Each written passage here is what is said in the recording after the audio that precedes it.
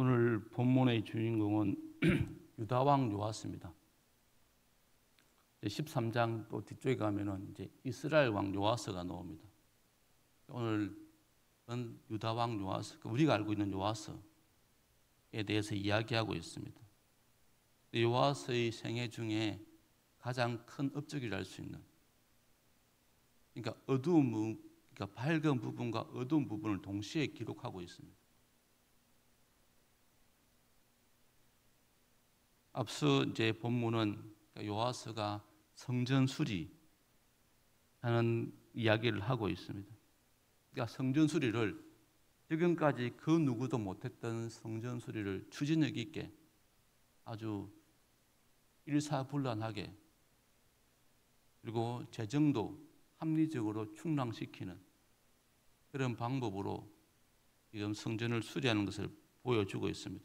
그 다음에 둘째 부분은 이제 아람 왕 하사엘의 침략을 받아서 굴욕적인 모습으로 대응해서 우리에게 실망을 주는 그런 모습을 지금 보이고 있습니다. 이 두 가지 사건을 통해서 우리가 다시 한번 함께 생각해 보고자 합니다. 먼저 요아스의 성전 수리입니다. 요아스는 제가 방금 말한 것처럼 그 누구도 해내지 못했던, 여호야다도 해내지 못했던 그 성전 수리를 합니다. 그 과정에 있어서 오늘날 헌금통 같은 그런 아이디어를 내어서 그래서 성전 수리에 필요한 재정을 합리적으로 충당하는 모습을 지금 보여주고 있습니다. 이런 아이디어를 내어서 성전 수리에 필요한 재정을 충당해서 성전을 지금 수리합니다. 추진력 있게 성전을 수리하는 모습을 보여주고 있습니다. 요아스에게는 성전은 자기를 살려준, 자기가 어려서 도망 나와서 몸을 숨겼던 곳입니다. 자기에게는 아주 추억의 장소입니다. 그러니까 바꾸어 말하면 자기가 성전에서 살아봤기 때문에 성전에 어디가 문제가 있는지, 어디를 수리해야 될지 잘 알고 있었습니다. 그걸 이제 바탕으로 성전을 이제 추진력 있게 수리했습니다. 이렇게 성전을 수리한 모습이 우리에게 감동을 줍니다. 그런데 이렇게 아름다운 성전이 성전되게 수리했던 요아스가 이제 그 다음에 보면은 이해 안 되는 모습을 보입니다.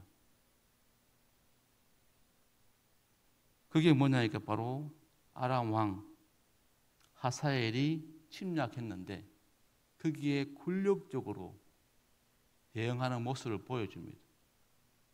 조금 전에 성전 수리할 때 그 요아스의 모습, 그 모습은 온데간데없고 탁월한 능력으로 성전을 수리했던 그 요아스의 모습은 온데간데없고 비굴하기 그지없는 그런 모습을 지금 이제 보여주고 있습니다.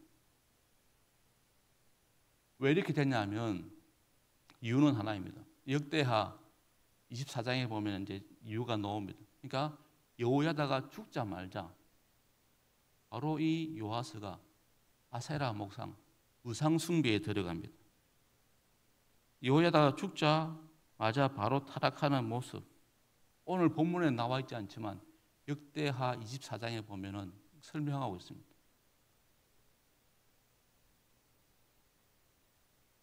여호야다가 죽자마자 바로 아세라 목상 우상을 숭배하는 모습으로 바뀌었는데 그걸 이 여호야다 아들 스가랴가 지적합니다. 성령에 감동되어서 하나님의 영에 감동되어서 그 잘못을 지적하니까 그러면 그때 또 돌아서면 되는데 회개하면 되는데 자기 신하들과 작당을 해서 이 스가랴를 돌로 쳐 죽여버립니다. 그러니까 스가랴가 우상 숭배에서 돌아서지 않으면 하나님의 심판이 있을 것이라고 이야기합니다. 그러니까 그런 말에 회개하고 죄를 뉘우치는 게 아니라 그렇게 말한 스가랴를 돌로 쳐 죽입니다. 또 우상 숭배를 책망한 스가랴 제사장을 죽이는 모습을 보입니다. 그러니까 오늘 이제 바로 13절부터 나오는 것은 그런 이제 우상 숭배에 대한 하나님의 어떤 심판으로 볼 수 있습니다. 우리는 그냥 오늘 열왕기 하에서는 그냥 요아스가 바로 성전 수리하고 나서 바로 이제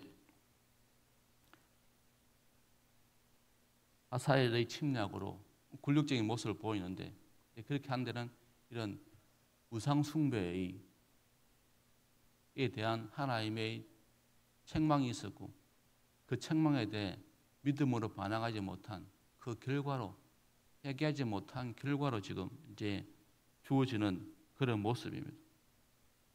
그러니까 성전을 수리하고 1년도 안 되어서 이 요아스가 전혀 다른 모습을 보입니다. 자신의 우상 숭배를 책망하는 이 스가랴를 돌로 쳐 죽이는, 그야말로 우리가 납득이 안 되는 그런 모습을 보입니다. 왜 그랬을까요? 그러니까 우리도 그런 경우 있지 않습니까? 어느 날 교회 일에 열심히 있던 사람이 돌아서면 어떻게 됩니까? 그 열심히 했던 만큼 큰 상처를 받고 교회를 떠나는 걸 보지 않습니까? 일을 많이 하고 열심히 있는 사람들이 빠지기 쉬운 함정이 그런 함정입니다. 일할 때 열정이, 봉사할 때 그 열정이 돌아설 때 열심으로 바뀌어버리면 또 그야말로 상사하지 못한 모습으로 교회를 떠나는 것을 우리가 보게 되어집니다. 이런 겁니다. 그러니까 뭐 교회에 중요한 직분자 선거가 있다, 상종 직분자 선거가 있다. 그래서 그 일이 있으면 사람들이 이제 그 직분을 통해서 충성되게 섬기려 하는 그런 마음으로 교회 일에 열심히 합니다. 그런데 그렇게 열심히 해서 또 선택되면 되는데 선택이 되지 않으면 그때는 어떻습니까? 더 큰 상처가 되어서 교회를 떠나는 것을 우리가 볼 수 있습니다. 또 교회 일을 열심히 하다가 자기 의도대로 되지 않으면 또 그렇게 열심히 하던 분들이 문제를 일으키고 교회를 떠나는 것을 볼 수 있습니다. 지금 요아서도 지금 본질을 놓치고 있는 겁니다. 지금 주객이 전도되어 있는 모습을 보이고 있습니다. 그러니까 그 전에 성전을 수리할 때 하나님에 대한 그 신앙의 본질을 지키던 그 요아스가 요하다가 죽자마자 전혀 다른 모습을 보이는,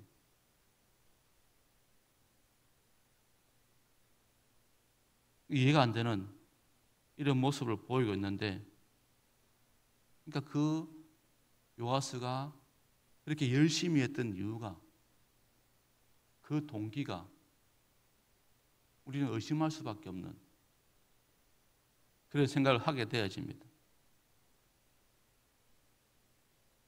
그러니까 요아스가 그렇게 열심히 했던 이유가 무엇일까?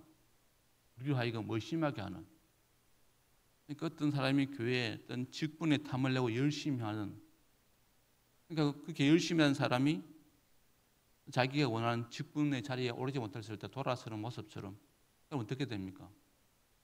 그 사람을 우리가 의심할 수밖에 없습니다. 저 사람이 직분 때문에 열심히 했구나, 그렇게 생각할 수 있지 않겠습니까? 요아서도 지금 그런 생각을 우리에게 가지게 한다는 겁니다. 그러니까 그 열심이, 요아서의 열심이 하나님에 대한 바른 신앙의 근거가 아니라 자기의 또 다른 그냥 자기 업적, 일 중심, 아니면 그냥 자기가 어릴 때 몸을 숨겼던 그 성전에 대한 추억으로 성전을 수리한 것이 아닌가 하고 우리에게 생각하게 만든다는 겁니다. 요아스가 믿음으로 하지 않고 그냥 자기 업적을 세우기 위해서 자기 가시로 그렇게 할 것이 아닌가 하고 우리로 하여금 의심하게 한다는 겁니다.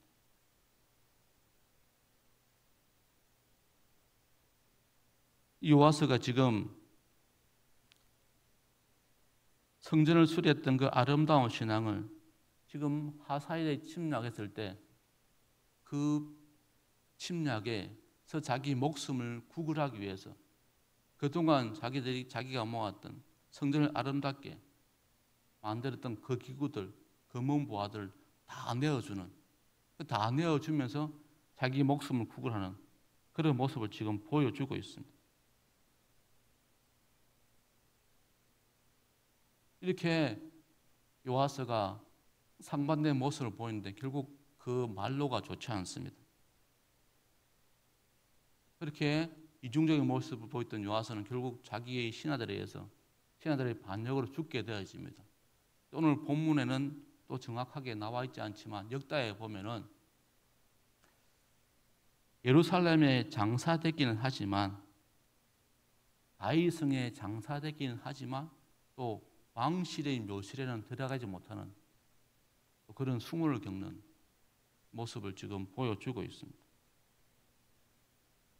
이런 요아스를 통해서 우리가 다시 한번 우리가 하나님을 섬기는, 우리가 봉사하는 그 믿음의 동기를 한번 생각해 보게 만듭니다. 우리가 교회에 봉사할 때 우리가 늘 유념해야 될 것은 바로 내가 봉사하는 목적이 뭔가, 그게 늘 생각해야 됩니다. 교회 봉사할 때 내가 봉사하는 그 목적이 본질에 맞는지, 하나님 뜻이 합한 것인지 그걸 생각해야 됩니다. 그냥 단순히 개인적인 욕심에 의해서 또 개인적인 감정에 의해서 또 누구에게 잘 보기 위해서 자기를 드러내기 위해서 하는 봉사는 결코 우리에게 좋은 결과를 주지 못합니다. 그러니까 주객이 전도되어서 그 봉사하는 목적이 하나님에 대한 그런 믿음의 응답이 아니라 그냥 자기의 어떤 자기 가시나 아니면 자기 열심이 되어버리면 결국 뭡니까? 나중에 더 큰 상처를 받고 좋지 못한 모습을 보인다는 겁니다. 그러니까 일을 열심히 하면 오히려 보상심이기 때문에 나중에 더 큰 상처를 받는 그런 모습을 보인다는 겁니다. 요아스는 어릴 때 여호야다에서 철저하게 신앙 교육을 받은 사람입니다. 여호야다가 앞서 보면 얼마나 철저하게 그 믿음을 훈련시켰습니다. 그런데 그 여호야다가 죽자마자 지금 전혀 다른 모습으로 돌변하는 그런 요아스를 우리가 어떻게 이해해야 될지 우리로 하여금 고민되게 하는 그런 모습을 지금 보이고 있다는 겁니다. 여러분, 일이 중요합니다. 섬기는 게 중요합니다. 근데 하나님이 우리에게 봉사하게 하신 것, 하나님 나에게 직분을 주신 것, 그게 하나님의 능력이 부족해서 그렇게 하신 것이 아닙니다. 하나님이 우리에게 일을 주신 것은 그 자체가 목적이 아니라 바로 하나님이 주신 그 일을 통해서 하나님과 나와 관계를 맺기 위한 하나의 끈이 될 수 있습니다. 내가 하나님과 나와 있던 관계를 가지게 하기 위한 그런 끈입니다. 그러니까 일 자체가 아니라 그러니까 그걸 통해서 계속 하나님의 뜻을 쫓아가야 되는데 우리의 믿음을 자라게 해야 되는데 근데 그 일을 통해서 하나님이 나에게 주신 나의 신앙을 성장케 하시기 위해서는 나와 하나님과 붙들고 있는 그런 관계의 끈으로 생각하지 못하고 그냥 자기의 어떤 열정이나 자기 가시로 생각해 버리면 다른 사람에게 내세우기 위해서 하는 것이 되어버리면 그게 바로 좋지 못한 결과로 이어진다는 겁니다. 상처로 이어진다는 겁니다. 그러니까 일을 통해서 하나님과 연결되지 못하면 우리도 요아스와 같은 모습을 볼 수 있다는 겁니다. 그러니까 아무리 일이 중요하다 하더라도 일 그 자체에 우리가 매몰되면 안 됩니다. 하나님이 주신 직분이나 봉사는 그 봉사 자체가 아니라 그 봉사를 통해서 그 직분을 통해서 하나님과 맺어진 만큼 중요하다는 것. 바꿔 말하면 그 일을 통해서 하나님과 온전한 관계가 형성되지 못하면 그 직분이나 일이 우리 믿음에 오히려 무익하다는 것.